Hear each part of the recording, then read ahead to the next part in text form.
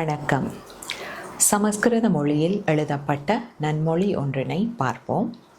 அமந்திரம் அக்ஷரம் நாஸ்தி நாஸ்தி மூலமனௌஷதம் அயோக்ய புருஷோ நாஸ்தி யோஜகஸ்தத்ர துர்லபக.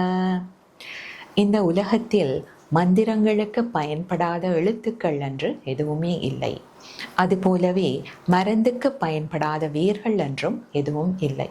அவ்வாறே மனிதர்களிலும் பயன்படாதவர்கள் என்று யாருமே இந்த உலகத்தில் இல்லை.